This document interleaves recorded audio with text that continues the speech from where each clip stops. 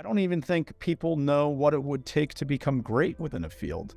They kind of have the sense that, oh, if I'm going to become a great physicist, that means I got to get a PhD at Harvard or tenure at Caltech or something, and that's what qualifies you as great. But that's wrong. It's like actually making just key discoveries or advancing the science is what makes you great.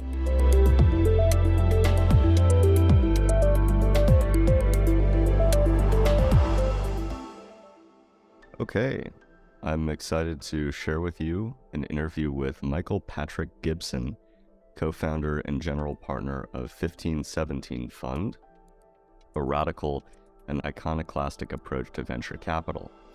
He is author of the excellent new book, Paper Belt on Fire, How Renegade Investors Sparked a Revolt Against the University, in which he pulls no punches about the university system, the venture capital sector, and includes entertaining vignettes about his colleagues, Peter Thiel and Balaji Srinivasan, who was a guest on this podcast.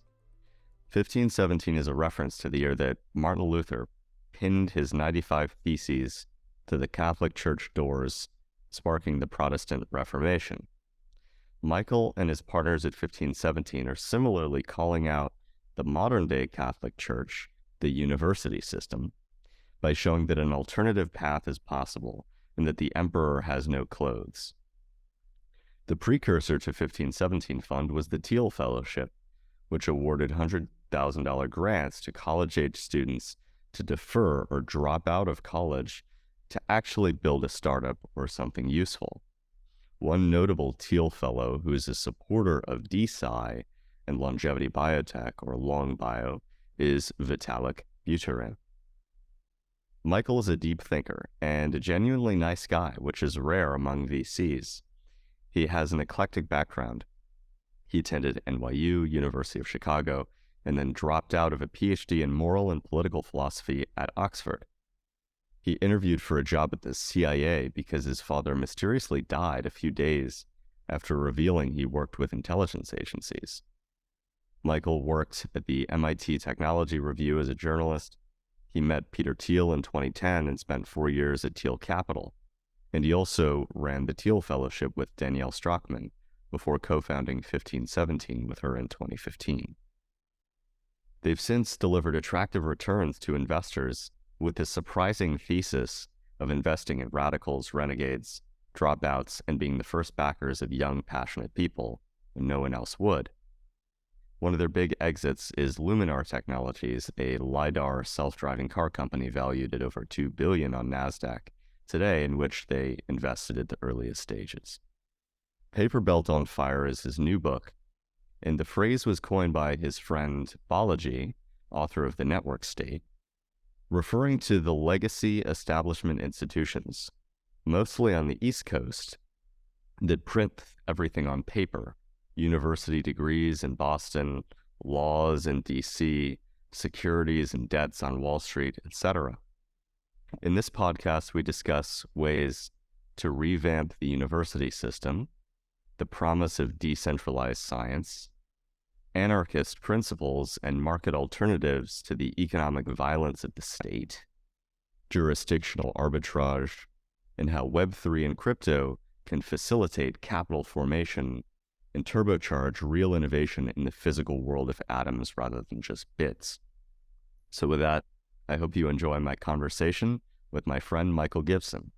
Yeah, why don't you tell us a little bit about the thesis of Paper Belt on Fire, an excellent book, maybe the best book that I've read in some months, or perhaps best book of the year. Wow.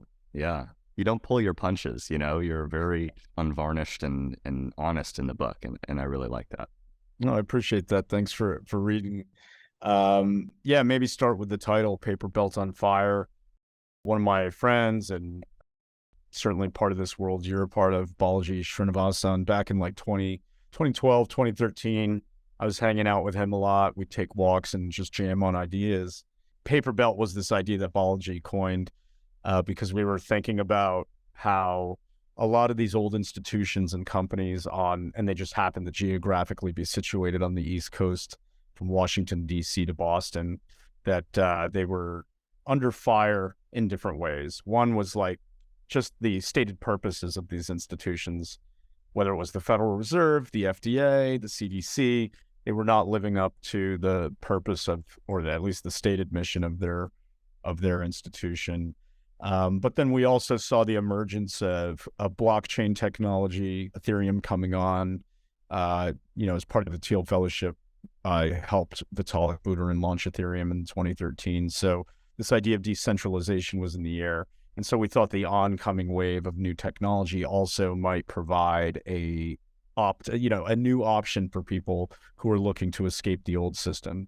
So the clear-cut example is like Uber and Lyft. Normal taxi cabs relied on the paper medallion system.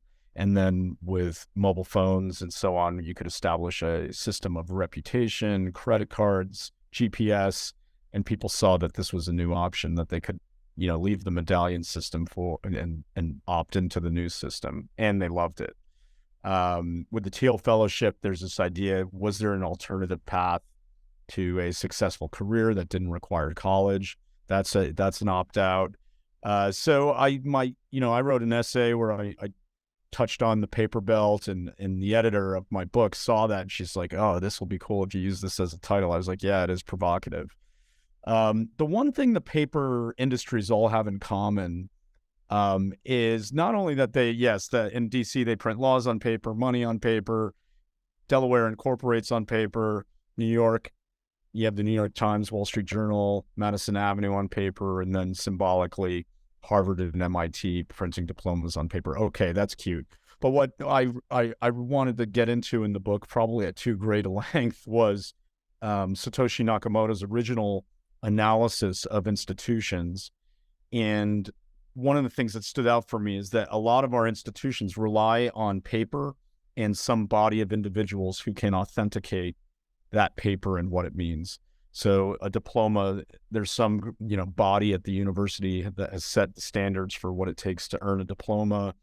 They validate that your diploma and authenticate that it's real, and you use this as a passport to get jobs and do whatever it is you do in your career. I think what makes the blockchain so exciting in some instances is that it allows a system where you no longer need these so-called trusted third parties to validate or authenticate what this piece of paper means. It could be a transaction, or maybe it could be a contract, but that's the whole point of a trustless system. And so the rot and corruption I see in universities and even the FDA and then the Federal Reserve is that the insiders who are supposed to be trusted third parties have failed to, one, live up to the mission of their institution, and two, they've been corrupted over time, or just have become more self-serving in some fashion. It need not be like malfeasance. It could just be short-termism and maximizing their self-interest against the interests of the wider public.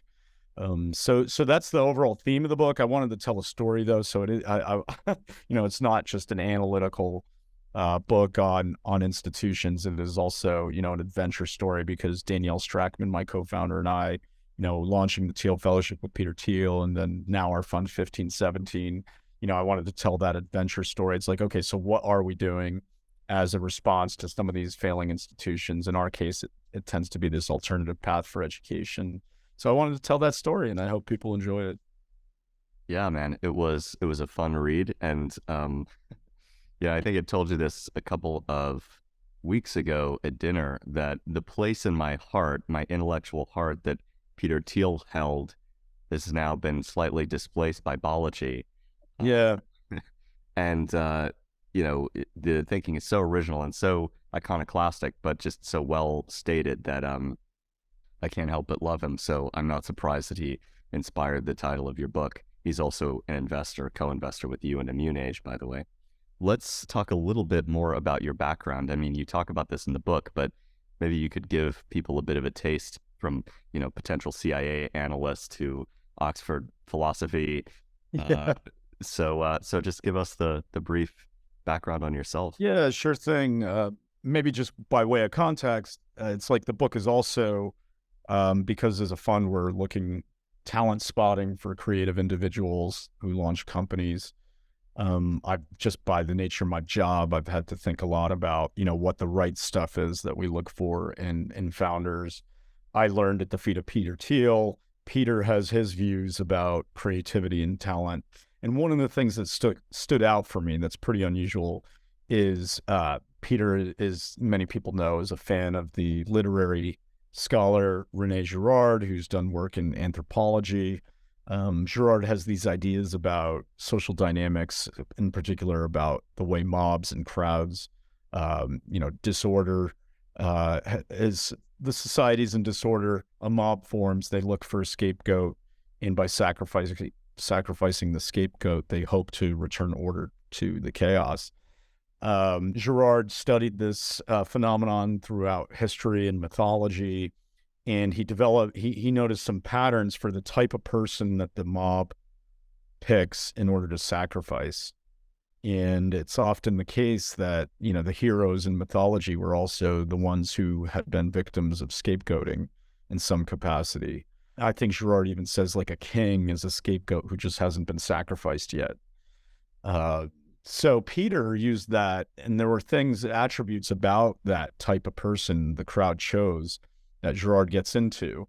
And one of them is this idea of an insider and outsider, this unity of opposites, sort of polarity, because, the scapegoat is chosen. The scapegoat can't be someone who's completely foreign to the land. It can't just be some random person from a different continent, because there's no way that person could be responsible for the social crisis at hand. Alternatively, it can't be someone in the king's court because they're insiders, so much so that, they're trusted and so on. They can't be guilty of causing the crisis. So it's like, who's picked? Well, it's always some boundary figure, someone who's, an insider and an outsider at the same time, maybe a recent immigrant, maybe, someone with an unusual background. So I thought it was interesting that Peter used that as a framework to think about founders he invests in and people he hires.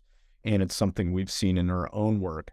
When it came time to write my book, I was thinking, okay, well, I want this to be a telescoping story, and that means it's got to start with me and Danielle and people I worked with. So it is intensely personal in the sense of like, okay, well, how am I an insider and an outsider? I tell my personal story. Thought I was going to be a philosophy professor. And after, 6 years of grad school, I just became completely jaded and cynical about it. I always wanted to write, and I dropped out. I grew up thinking my dad was one person, and when I was 20, I learned was someone else, someone who died when I was 18 months old, and I have always wondered, who he was. And my mom, in their relationship, they weren't married. But he had said to her 3 days before he died that he was involved in some intelligence work. So at various points in my life, I wanted to learn more about him. One of the story begins where I interviewed for a role at the CIA because, my naive plan was if I got on the inside, maybe I could learn something new.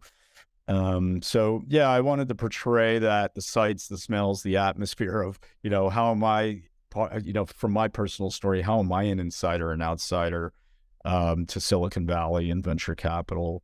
And then I do expand out because it's interesting to me is like, we don't know much, like the psychological research literature on creativity is lame and terrible. A lot of correlational observation studies about how many ideas you have about how to use a brick. Not very helpful, but we don't even know why certain groups are creative movements.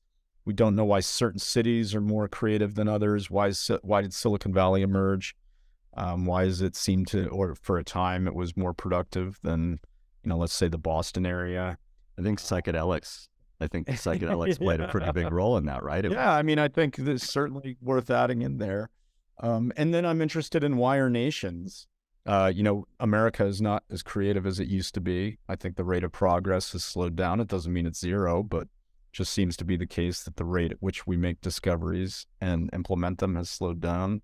I'm curious, by the way, you open Paper Belt with this really entertaining story in which you get into it with Bill Gates and a debate with Bill Gates. And he took it personally, it sounded like, that the mere assertion that maybe technology was not advancing as fast as people like to say, Yeah, I think because in his mind, and maybe this is like the popular view of things, is that the world is getting better. How can you dare say we're not making progress? And for Gates in particular, he's done so much work to help the worst off in the developing world that for him, progress meant getting mosquito nets, sanitation to places that hadn't been before, or medicines that exist now. And that was just tremendous progress over the last 30 years. And in one sense, he's clearly right. So it was like we were talking past each other for a little bit because I was talking about the discovery of the wholly new. What is beyond the developed world as we know it? What goods are possible that we could invent? Whereas I think the idea like, hey, if we're just improving the living standards of people in the developing world, I think that was Gates' original intuition about it. And then maybe, there's also this sense that like when we talk about technology today, it's just become so dominated by information technology that like all technology is like a phone or a computer. And that is the one area where we have seen massive amounts of progress over the last 50 years. But once you understand that, like, in technology, the word in Greek comes from the word for craft, a way of doing things. When Prometheus stole fire and gave it to man, it was described as a techne that was passed down. But a techne could refer to governance, ship navigation, and just the way we organize and cooperate. And so it's like a wide range of things. And so if we think of technology broadly to include things like the way we educate people or healthcare, whatever metric you use, life expectancy and so on, you need something to describe, like, are we learning more about diseases and just how the body malfunctions and what can we do to stop it?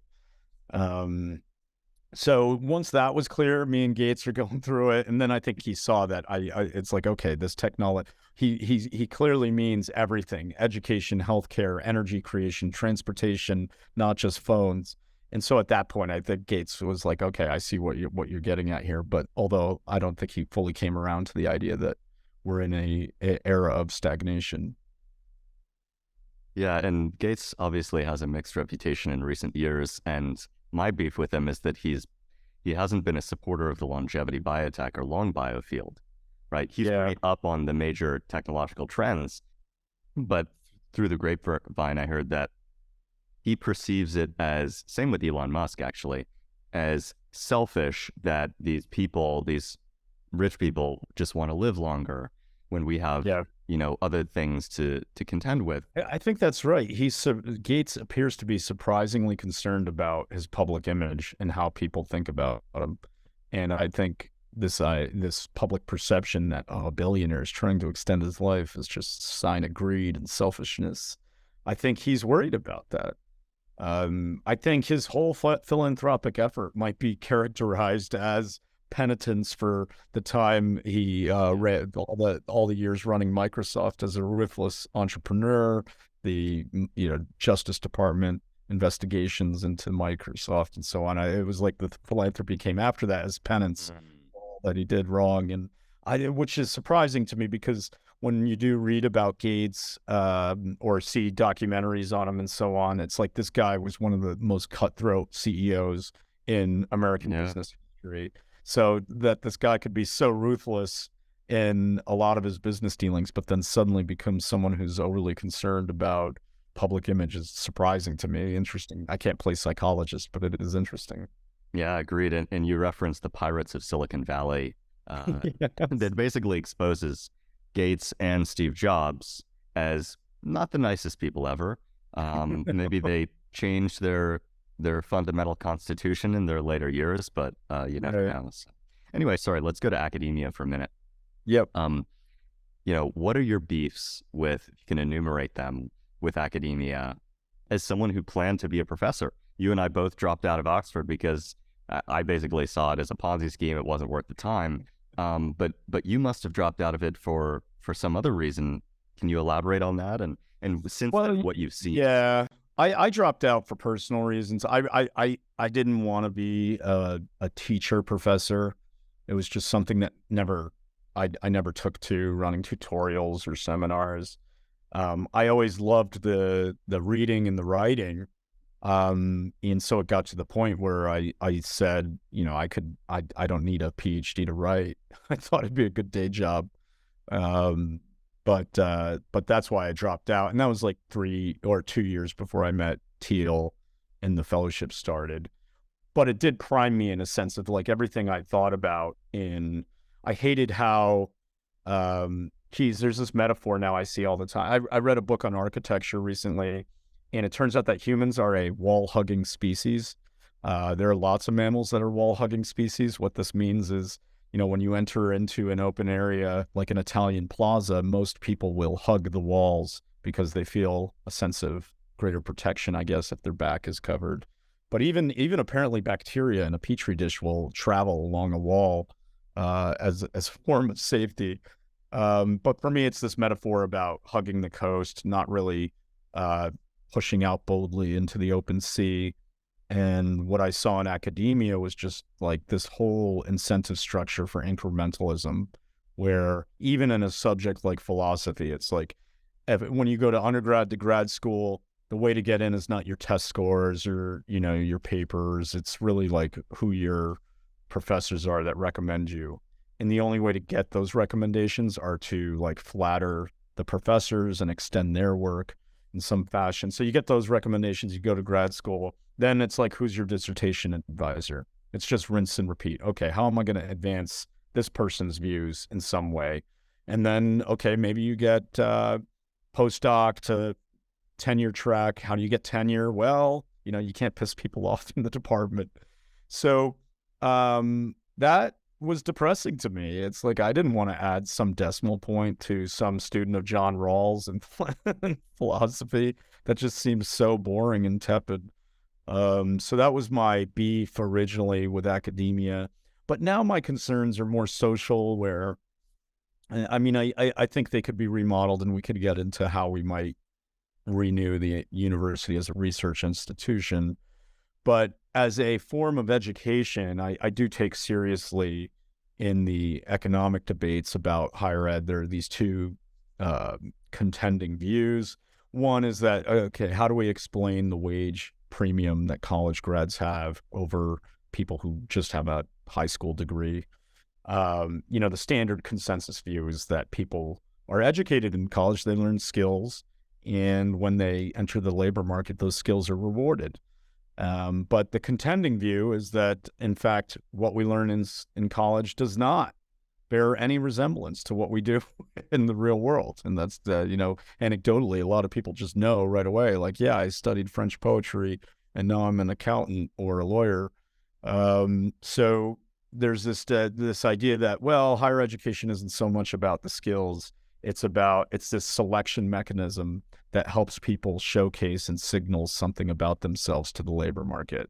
I've been fully convinced of that view, the signaling model of education, which means, then if that model's true, then it's like, oh my God, why are we spending so much money on helping the labor market outsource its interview process to the universities, who then pass the buck to the government to pay for it? So that is a major criticism of higher ed. But that's different from, let's say, the research component, which I think is more like what your audience cares about. And certainly, as someone who's worried about scientific stagnation, I care about too. And then, we could get in the weeds on that. But those are the general themes. And at some point, we can try to steelman the academia and higher education system, or even K through 12, because you guys do a good job of criticizing it. But at least in the university system, there's a lot of accumulated, paid-in capital, if you will, that it would be, it would be a huge waste to just disassemble it entirely. So they have a lot of specialized real estate for people to live comfortably in close proximity, which I think is very valuable. Prestige, I think it was Thiel, maybe it was you that coined this. I think Thiel's actually parroting a lot of your points and getting credit for them. But one of them is, he said, what are the strongest brands in the world? It's not Google and Facebook, Microsoft, Coca-Cola. It's Oxford, Harvard, MIT, Stanford, Caltech, especially the older institutions like Oxford. It's 1,000 years old. So anyway, just throwing that away would be a waste. And they've agglomerated a bunch of smart people, professors and postdocs, to be able to collaborate. So is there a way that we could just radically reform the existing system? And what would that take? What do you think? I think on the undergraduate side, I think we'd have to really, I mean, let's leave aside like government. Maybe the government shouldn't be funding things, whether through loans or grants and so on. So that suddenly, I mean, we don't have a market test for undergraduate education right now because it's so heavily subsidized. But what I would just love to see, I mean, one of the jokes I say often now is like, if a college degree was a drug, it wouldn't be passed by the FDA. And what do I mean by that is, okay, it seems to be safe. We can, or maybe not if you're concerned about indoctrination. But there's no proof of efficacy right now. There's no evidence that these schools put together really to show what the treatment is that they've conducted and how much of an influence it's had on students. So what do I mean by that? Well, if you look at the mission statement of Harvard, Yale, Princeton, and so on, they say that their mission is to create critical thinkers. They don't teach you what to think, they teach you how to think, or we're educating the leaders of tomorrow. And in fact, they do nothing to show that they do this. In fact, there's a lot of evidence to say that they don't. And that could be, you know, critical thinking or any of these types of skills. It's like what little research has been done shows, you know, not much change at all. What universities will rely on are just these observational reports that, hey, this person was an alumni and look how successful they are. It must be because of Harvard. So they don't really control for the ability selection effect, meaning if you admit someone at 18 who's a genius and rips apart arguments, and then at 22 when they graduate, well, surprise, they're still a genius and they rip apart our arguments. It's like, how much did Harvard add? They don't really investigate.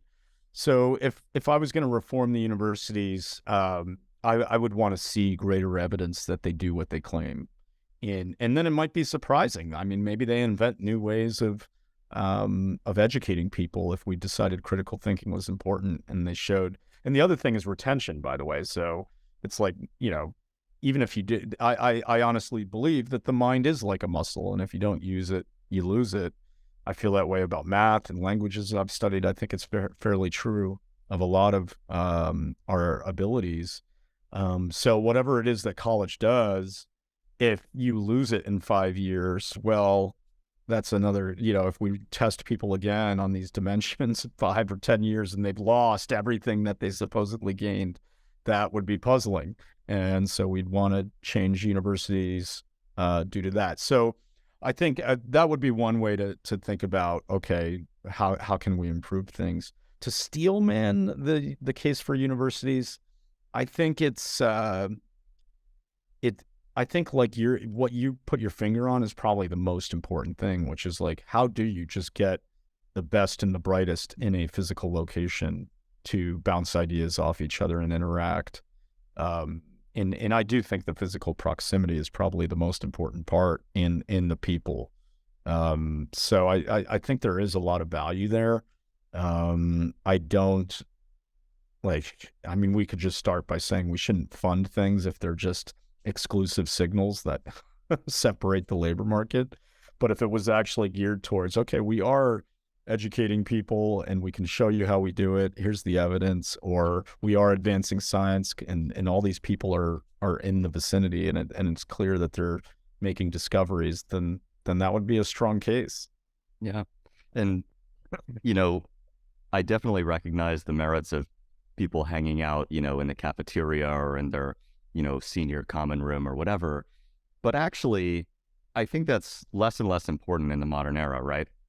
First of all, a lot of what goes on in the longevity biotech field doesn't happen at one university. Usually there are only like a handful of people doing longevity research at any given university. It's at the conferences. It's the conference circuit. That's what really counts, right? So there's a physical meeting place there for serendipity. And then we can do a lot through Zoom. Like if you know the Foresight Institute, for example, they host a lot of lectures. And so it's kind of a cloud university type thing. And with the internet, I think we can get around that. But one area that I don't see an easy solution yet and now we can move into the discussion of how would we start over from scratch, is actually doing the science. And by the way, before we move to that, I would just say, I may be a bit of a innatist or like a IQ chauvinist and IQ maximalist.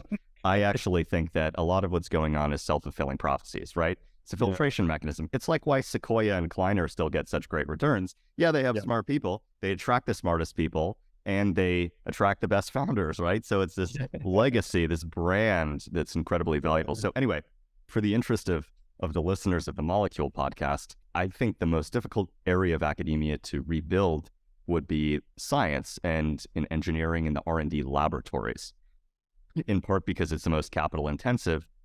It requires lab space and also technical expertise that is rare.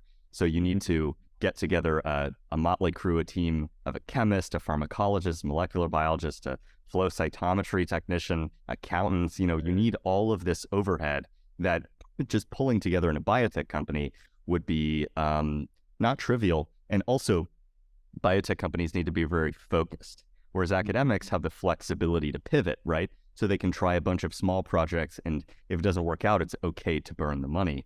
So, it'd be hard to aggregate the human capital, which we discussed, but also the physical capital and the machinery and all of that. And then by contrast, opening an alternative free-thinking lyceum for the humanities and other forms of book reading would be relatively easy, and it already exists online. Certifying competence in the field is another question. Like you mentioned, it relies upon who is your advisor, or who do you know who will vouch for you. If we can get beyond that sort of vouching aspect, that would be helpful too. But the R&D infrastructure within academia doesn't really exist anywhere else, not even in big pharma, which, by the way, has been shutting down and hollowing out its own R&D capability over the last few decades. Right. But like the kinds of very specific machines, microscopes, and tools that are available in academia, that are built and invented by academia and then licensed out, would be hard to do. So, I mean, one idea I'd put forward is to bring back private sector R&D in a big way. So this requires longer time horizons for investors. Like if you think about Bell Labs from AT&T, multiple Nobel Prize winning technologies came out of there. Yeah. And currently academia is a tax subsidy to private industry. So industry, we out-license innovation cheaply, and it's worth billions a year. I mean, the NIH budget is 40 or 50 billion a year. And it's hard to compete with that. Like as a private sector R&D lab, if you do some innovation and you reach out to a big pharma or some big engineering company, say, hey, do you want to license this? They say, well, we can get that almost for free from academia. It's hard to compete with that kind of subsidy. So, and then with respect to academia, why the rate of innovation, the pace of innovation has apparently declined. You get what you pay for. So if you pay a bunch of disgruntled postdocs 50 grand a year in a big city to work their ass off with no job security, and they commit data fraud, like if you're Chinese or Russian postdoc and your only way to keep your visa or get citizenship is to get a Nature paper and a professorship, and you rely entirely on them and their politically motivated professors for all of the innovation in society, you have definitely artificially constrained progress. That is a sad story. Yeah. Yeah. Wow. Yeah, there's a lot to chew on there. I think, like you're saying, there's a lot of capital in terms of buildings and machinery that has just accumulated over the years.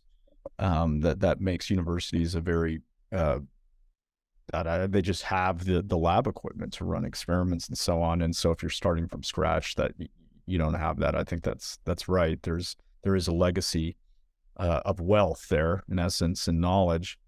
I'm not for the dissolution of the monasteries. I don't think we should march the cops into Harvard and shut it down and close the doors.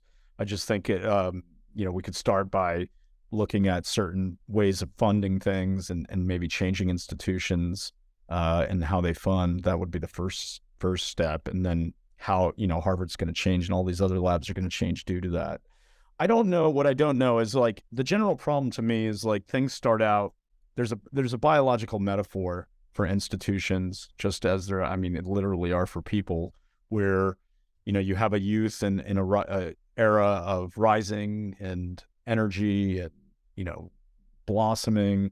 There's a peak, and then there's some kind of degeneration, decline, and ultimately death. With universities or, a lab, it could be the case that things start off very dynamic and innovative, and then just due to time, the bureaucracy takes over. Accumulation of special interests who defend the status quo, prevent new things from occurring. And so it's almost like a cholesterol blockage or something. I mean, that would be where I would want to look. Is like we're reduced to metaphors to describe how these things become sclerotic. So I'd want to examine, like, okay, why is it that they do? And one of them could just be this issue of reputation, where over time people accumulate reputation, and then the funding bodies only award those people who are authenticated with that reputation the grants. And then so younger unorthodox people aren't getting money to pursue radical experiments. So I think I don't know if it's, as a libertarian minded person, I'm not going to suggest that we regulate the universities, but it would be interesting to try to think of ways to prevent this biological aging process in institutions. So yeah, we should be for longevity, not only in persons, but also institutions. And we should acknowledge that there are hallmarks of aging in every institution. One of them is the accumulation of special interests. One of them is, a symptom is that the grants only go to older established people. A bunch of friends awarding each other grants. Another thing might be this like hyper specialization that prevents outsiders from judging how insiders operate. So we just assume they're smart and they should keep doing what they're doing. These are the hallmarks of institutional aging, and we need a research program to reverse them, or at least stop them. And I don't know how. It's like, I'm not just going to say there should be a law, but there should be something we figure out to prevent the sclerosis that we see in these old institutions. And maybe it could just be that, like, hey, the NSF or NIH, it's like they have, like, some portion of the grants have to be given out to people early enough, in their careers. I don't know, but, that would be one place to start. Yep. And they're starting to do that. Fortunately, there is backlash, and there are, green shoots. For example, the UK government is creating something called ARIA, which is their version of DARPA, or the ARPA-H under the Biden administration, Radical Approaches to Healthcare. And they asked me to join an advisory panel about longevity. And so, you do see it within governments, but I just think governments, by their very nature, are monopolistic. And so they're not as radical. And they also don't want to upset the status quo. And so you and I were both philosophical anarchists, and I guess the argument would be, well, maybe we could have more freedom, more agency, more markets, and competition is the way to do that. And as we've seen in the DAO space, as we'll get into the decentralized science space, just funding alternative radical ideas or younger PIs or the kind of thing that doesn't fit within the existing scientific dogma is one possible approach. Yeah, I think, Gates maybe set a bad example because he was just too conventional in his philanthropy. Yeah. Maybe there's something to be said for a new system of patronage to emerge, where not only should we have gentlemen retire, this idea that it's like the old gentleman aristocrat scientist who was a bit of an amateur, but they still contributed to the Royal Society and so on. It's like we need to revive some of these old archetypes, including the patrons. But I think VitaDAO is a great example, or where you might be able to get some resources together through a decentralized platform. I worry about regulation stopping some of these things. I think what makes startup investing so valuable is securities law, meaning you're buying stock in a company, and that stock represents some claim on the future revenues or income of the company. So I wonder, with some of these decentralized ideas, I love, because it's like crowdfunding. Okay, you help people get started, but until I think we are allowed to treat these tokens as securities, there might be too much Ponzi and not enough value creation, because it's like you want to invest in something and then have a future claim on its income.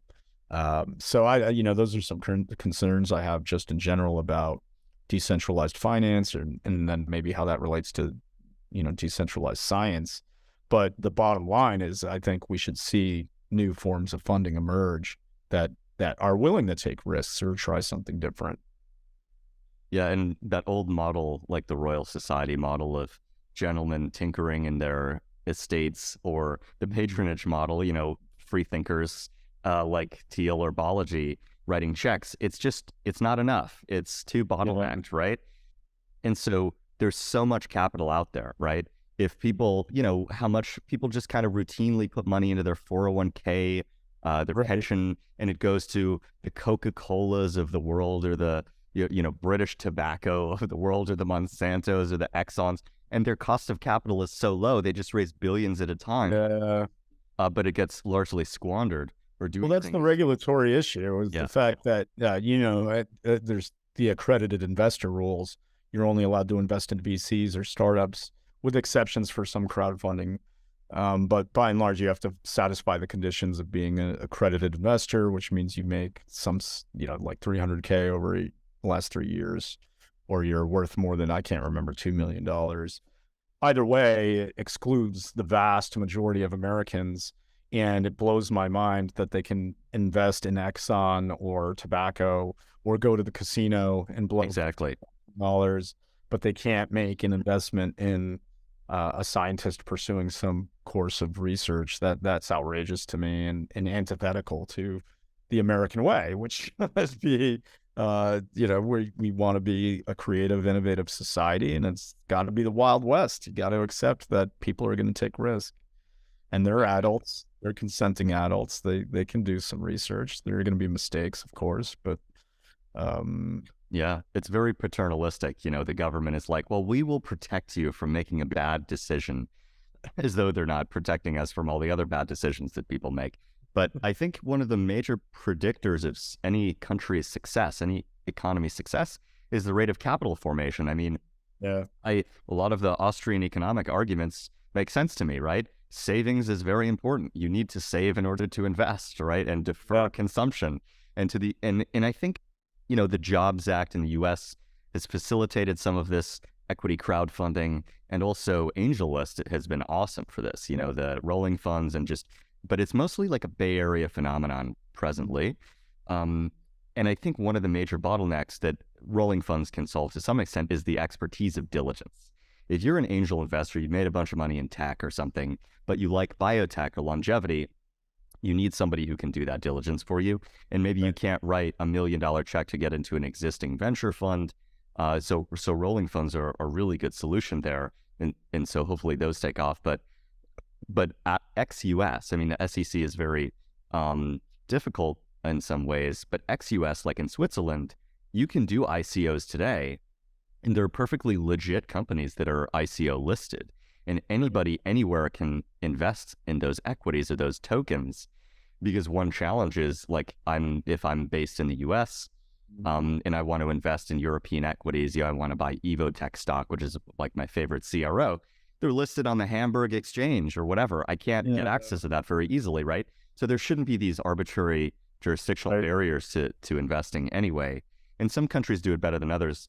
But well, it could be a sign that, the U.S. is going to fall behind, because if some other country, Switzerland or India, allows these new, ways of funding things to emerge, we may see that ecosystem blossom there, and that would be sad for America. But maybe that's one of the good things about nationalism, is that these boundaries protect innovations in a way. If you can flee America and set up in Switzerland, maybe there's still hope. Yeah, and to some extent, the barriers to raising capital from a large number of investors have declined, have been lowered in some jurisdictions. Canada, their TSX exchange, as well as like the London AIM exchange, there are exchanges where you can go public with relatively limited requirements in terms of capital raised and so on. But that creates an adverse selection problem because the good companies are going to say, why would we ever list on the Canadian stock exchange, which is full of scams? We're going to wait, raise private capital, and then go public on NASDAQ or New York Stock Exchange. So it creates an adverse selection problem. How would you solve that? Better disclosures. If you hold these ICOing companies, maybe they're listing in a Swiss ICO exchange, right?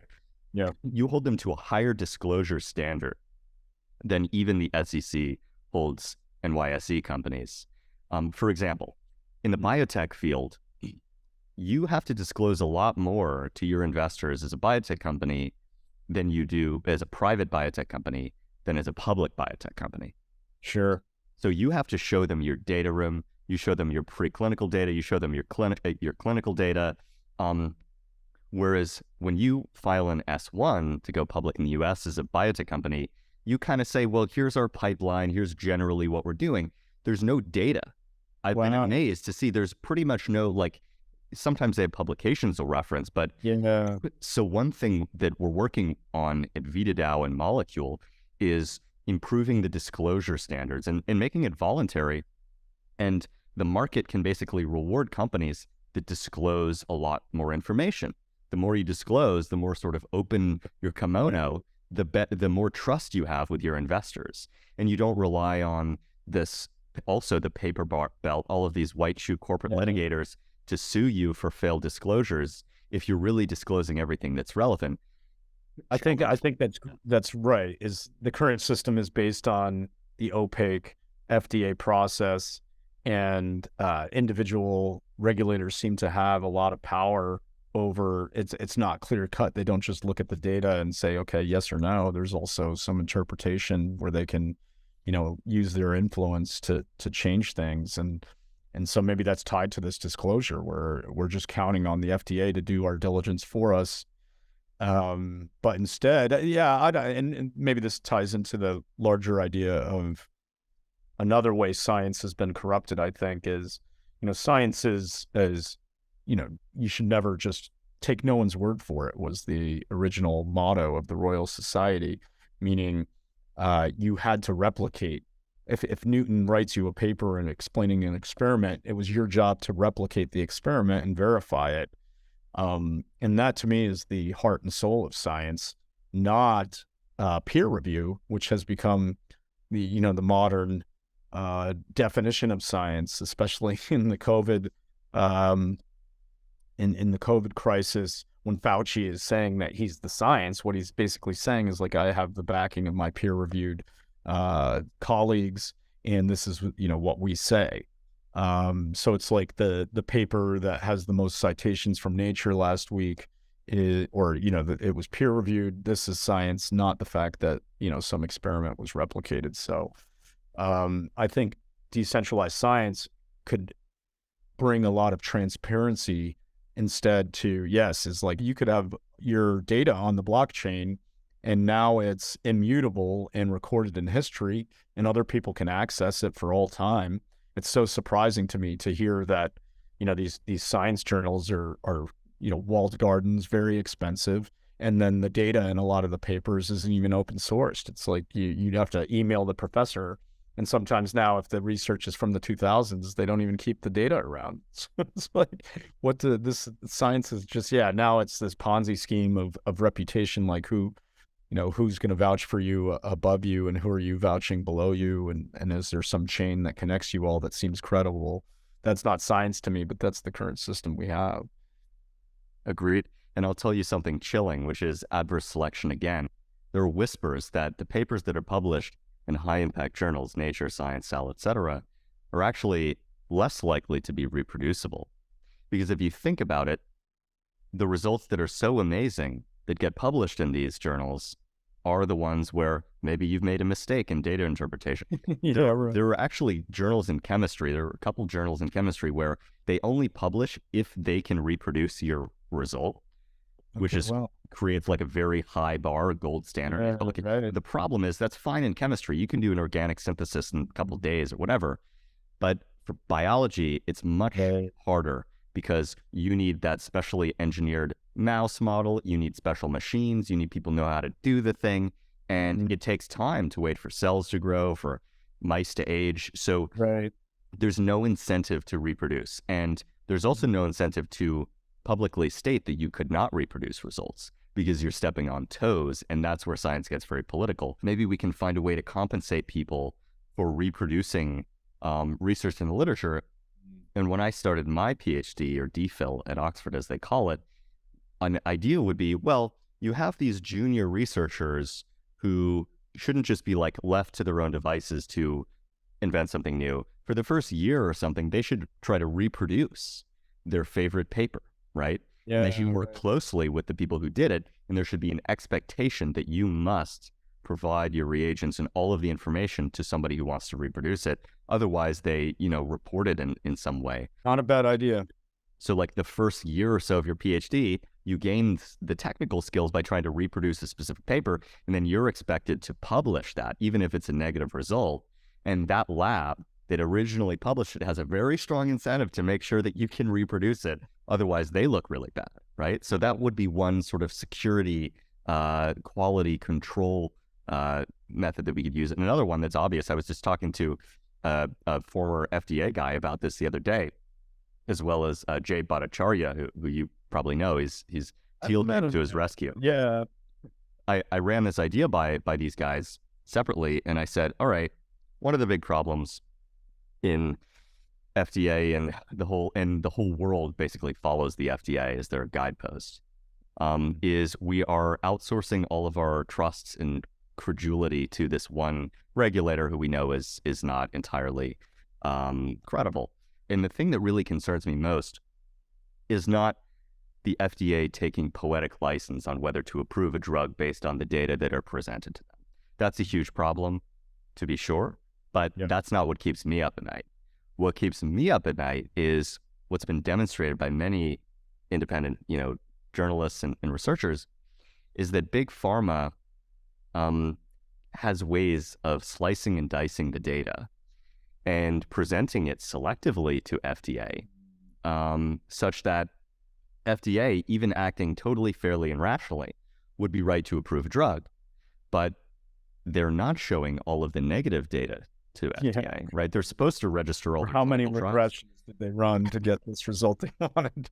Exactly. So they cherry pick. So one solution to this might be, and I don't love this because it's kind of a government solution, but there may be a market-based solution to it, is you basically have the FDA or some entity acting as an intermediary. Maybe it's even the insurance companies that would reimburse the drugs. And you say, okay, big pharma, you tell us your clinical trial design. We will give you feedback on it if we agree. And then we will reach out to our network of contract research organizations, contract clinical trial centers, academic medical centers, and we will get bids from them. And then we will see the data, all of the unvarnished raw data, and we will compute on it. And then we will agree on what the endpoints will be ahead of time, as is in theory done today. And that removes any agency from pharma or the trial sponsor to cherry pick or slice and dice the data. Jay Bhattacharya said he doesn't see any reason why that wouldn't work. Oh, and so very clever. I like it. I just think it'll be hard to implement because big pharma is the biggest lobby in DC. It's $300 million a year, right? So they're not going to like this. But anyway, so yeah, let's talk a bit about DeSci, which is really the core interest of the listeners of this podcast. So just to and for those who are not dyed-in-the-wool DeSci zealots, I'll give a little bit of a context.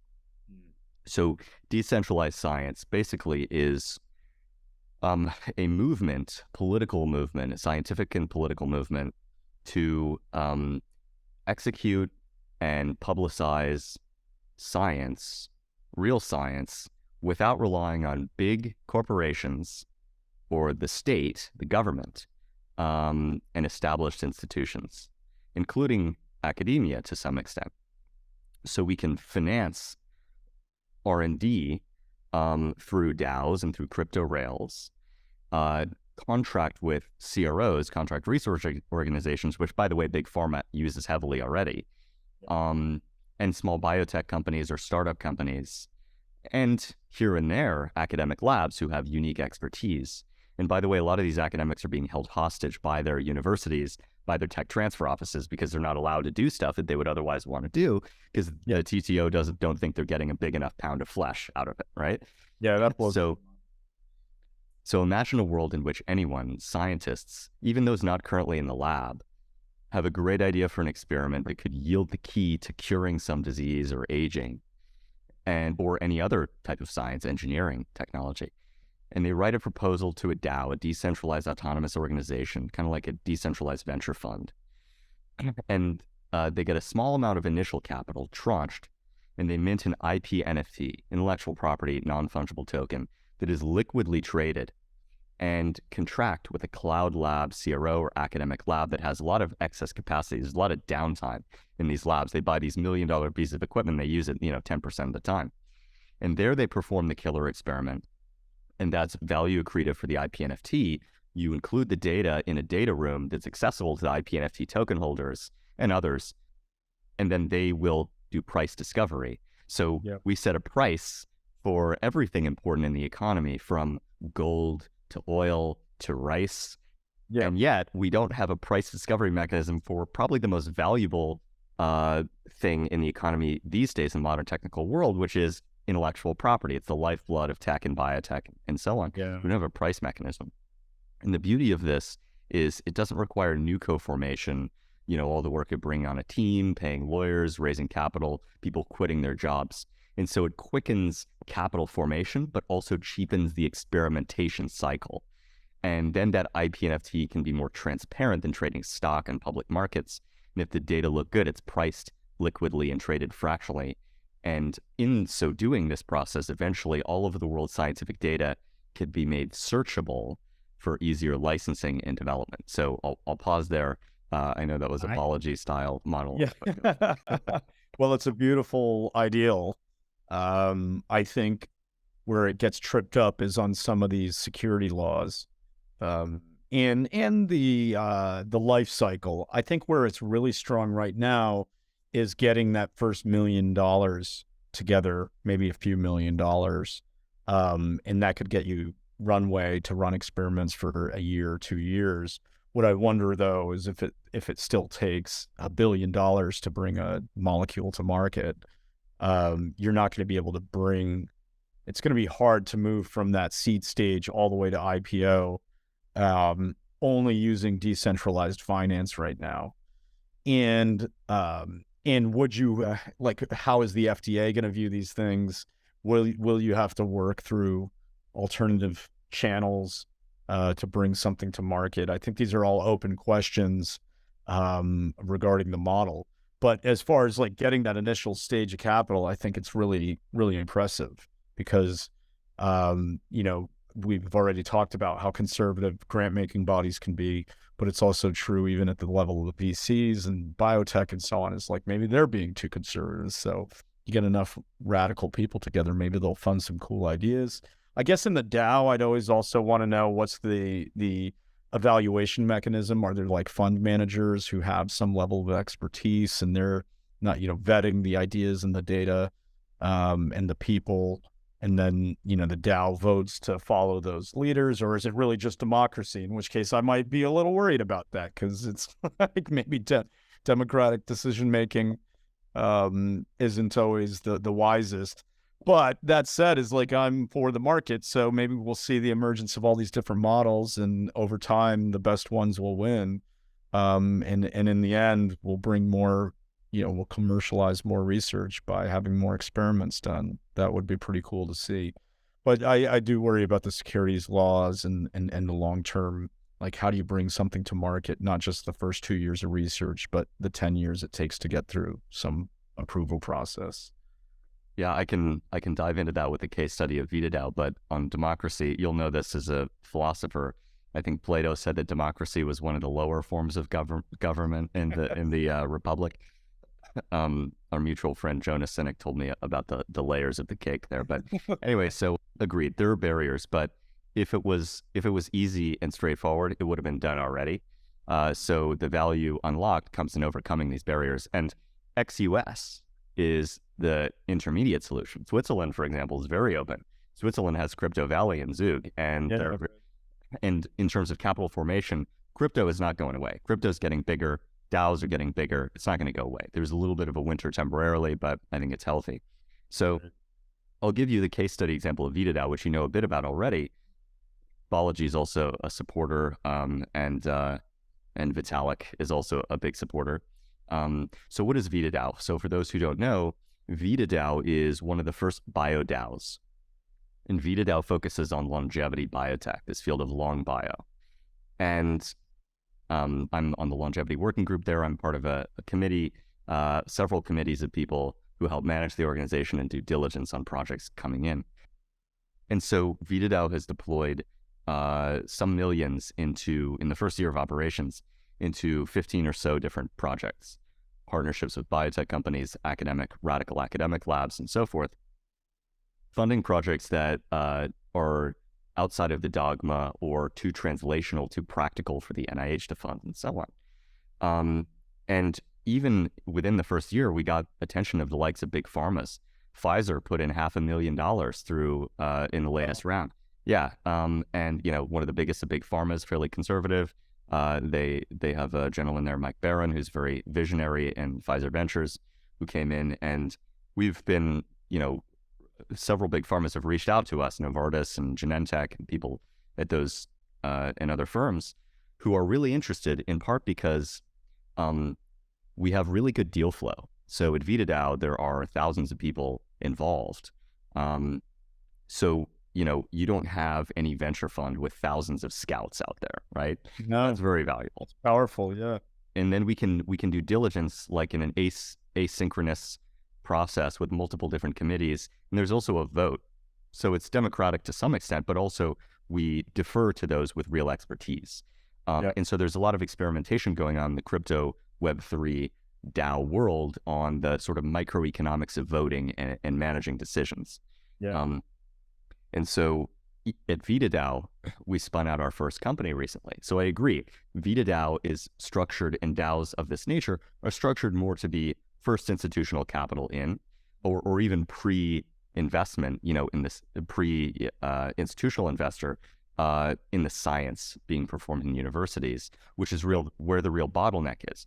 I don't worry about the companies that need to raise a Series A round and have a clinical strategy and have an experienced team and all that. That's not the problem. The problem is the valley of death, where you have academic project that is really interesting and they have to publish it. And so they'll patent it prematurely. They'll start the patent clock going, and then it expires and nobody ever does anything with it. They're taking a torch to the corpus of innovation when they do that. And there are many ways in which the patent system holds back innovation. So you check out in interview with Dr. Levine in Strata Technologies podcast. He's one of the authors of the Against Intellectual Monopoly. He's a Federal Reserve economist arguing that the patent system is holding back innovation. I tend to agree. It's a necessary evil. Yeah, it's a really good one. Anyway, so it's in the valley of death, going from basically the stage of new co-formation, I think, has the greatest potential impact here. But eventually you can imagine a way to finance and pull together biotech companies or any technology company through this network, because it provides recommendations and social proof, and VitaDAO has a network of operators and consultants, and it basically brings together a lot of the pieces that you would need for a pre-seed or seed stage company, which is where the real bottleneck that I see lies. Yeah, I think that's wonderful.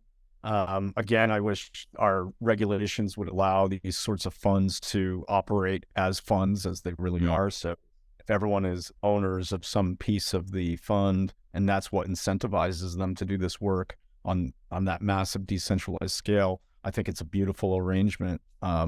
But it'd be really hard to do this right now through, Delaware partnerships or, trying to issue securities or so on. So yeah, the regulatory regime is very far behind on this, and it'd be good to see it, change in the U.S. But I'm happy to hear that in Switzerland you could do this, because if VitaDAO and others make progress, other countries are going to have to change their rules in order to keep up. I think we do. I would love to see more centralized science too. I mean, we should have these I'm not saying defund Harvard like sees the endowment. I think it's good that they have the money they have, but what we don't see is this ecosystem of alternative funding sources, whether it's, crowdfunding in some fashion or patrons or even just like a small group of angels. I wish we saw more of that. And if we have more models, the ecosystem will be more robust. Agreed. In the DAO model, it's relatively diversified as well. So it's said that diversification is only free lunch in finance. I think Thiel doesn't believe in diversification, nor Stanley Druckenmiller. Stanley Druckenmiller, who invests in one of my prior companies, one of my favorite macro hedge fund managers of all time, said you should put all your eggs in one basket and watch that basket very closely. But most of us who just want to sort of, like for retirement accounts or whatever, just kind of want to iron out the kinks. We don't need 100x, 1,000x returns. We just need to stay, above inflation, double inflation, or something like that. So you do want diversification in that case. And so if you're an angel syndicate, it would be great if you could liquidly come in and out, right? For me, one of the things that really got me excited about VitaDAO early on was, well, if I could have sort of an ETF type equivalent entity and just regularly put in capital. Right. It's not a 10-year lockup. It's like you could, after 2 years, you might be able to cash out. Exactly. Secondary market, but not, more liquid and more accurate pricing. Exactly. And bet on a theme, and also pick and choose within the portfolio too. So I can just invest in the broad portfolio, but I can also say, oh, I really like this company or that one, and just sit back. And so I think that will allow us to, like what ETFs brought were, okay, I have a thesis on the energy sector, and I'm bullish energy over the next couple of years or whatever. I don't need to pick and choose of the different energy producers, right? I don't have that expertise. And so just being able to say, I know that over the next 10, 20 years, longevity biotech is going to be big. It's going to eat the lunch of big pharma eventually. I want exposure. That's part of the appeal. An idea strikes me based on what you're saying that could be beneficial. One of the things I care about is how do we motivate the next generation of people to work on some of the hardest problems in science? Because I think our current education system just blinds people to what the frontier is. You don't get to know what these unsolved problems are until you've spent 12 years studying a field. And I don't even think people know what it would take to become great within a field. They kind of have the sense that, if I'm going to become a great physicist, that means I got to get a PhD at Harvard or tenure at Caltech or something. And that's what qualifies you as great. But that's wrong. It's like actually making just key discoveries or advancing the science is what makes you great. And so I was suddenly struck me by what you're saying is like, how cool would it be to see these Reddit discussions among like 18-year-olds trading in these futures on cutting edge science. It would certainly, in the way that perhaps fantasy betting got people even more interested in sports, maybe Wall Street bets for science would actually stimulate more discussion and knowledge of the field, because you'd have to have some sense of what's possible.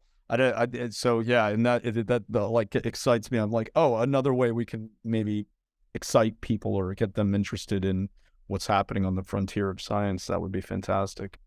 Totally agree. People, when they have skin in the game, they really you try a lot harder. It's like you had Michael Humer at the event, the Anarchist Christmas event, which was great, by the way.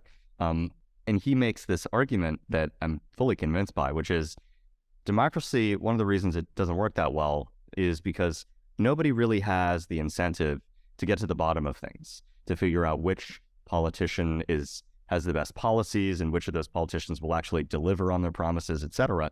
And your individual probability of swaying the election is 1 in many millions, right? Yeah. So nobody cares. But if you bet on elections, or you gamble, it's the World Cup right now, if you gamble on the outcome, it creates a new incentive to really figure it out. And so, for example, if you need to buy a car, I'm sure people spend a lot more time figuring out what car or house they're going to buy than which politician to vote for. Yeah, totally. So let's do that with think about someone's learning science as a teenager.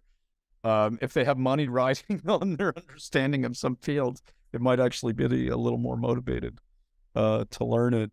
I think that could be really interesting. And it's a way to get more money in the hands of scientists, which I'm biased as a scientist by training, but I look around, I see these people on Wall Street or tech companies doing trivial things, making so much money. And it's like, I look around a lab and I see this, IQ 160 postdoc who's getting paid nothing, doesn't have a good life, but just very conscientious, very smart, and highly technically specialized. And they're not getting compensated properly because academia is not a free market. And so, I think it was Eric Weinstein who said this, who I'm a big fan of, who said this on his podcast. He's like, every physicist should be able to check into a Four Seasons hotel without, batting an eye. Scientists should be rich. Scientists are adding a lot of value, particularly physicists and engineers should be making a lot more money than people who go and, create the next Snapchat or what have you. And so this is one way to do it, to monetize your expertise, where if you're a world expert in some niche of biology, you have hedge funds that'll pay people a lot of money to consult for you. But let's do that for preclinical science too. Let's do that for all of the science. And let's take a postdoc who really is the world leader on some ultra narrow niche that has an opinion on some drug that's in the clinic. And I've seen people just without having any skin in the game, without having money on the line, who are really like on one team or the other. They will go to the mat over the amyloid hypothesis of what caused Alzheimer's or some political issue in science. And so if you could basically say, okay, then put your money where your mouth is on this topic and bet on the outcome of an experiment that we all agree is designed properly to test the hypothesis, and we'll all put in money to test that hypothesis. That opens up a whole new... I can't think of something that would be closer to the spirit of science than that, right? Yeah. I wonder about these looser ideas too about, look, I think we need to celebrate wealth and, people who live charismatic, glamorous lives. If they are also scientists, I think that may act as a beacon for the next generation to say, wow, this could be the life that I get to live. That seems to be true to some extent with Elon Musk, but it is also interesting how many people want to tear him down. I mean, he's a complicated guy and so on, but it needs to be said he can land 2 rockets on floating platforms. And, he's just done a lot. So if there were more people, and I agree, if they were scientists, mathematicians, I've always wondered why some countries are more creative than others and it applies to specific fields. Hungary was a hotbed in the 20th century for great mathematicians and scientists. And I was talking to someone once about that, and they didn't say the schools or the tutoring or anything like that. They said it was the system of status and prestige where, apparently, I don't know when this was, in the 60s or 70s, if you were the top mathematician, even then in Hungary, you were dating supermodels and you had some celebrity. You were invited on talk shows to, talk and stuff. And I don't, in our country, that's not the case. I don't know how to reverse that, but it is interesting that I think our American culture is, some people love billionaires, but a lot of people hate them and want to tear them down.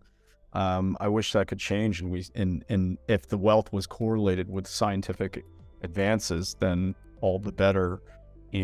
Because I do believe in role models as a way to motivate the next generation. I mean, I've seen that in Silicon Valley. It's very Girardian. Yeah, exactly. So how do you? I mean, these things that seem like weaknesses in the human psyche, like this sense of mimesis, can we channel human nature so that these institutions work along the grain instead of against it? Would be a big change. Totally agree.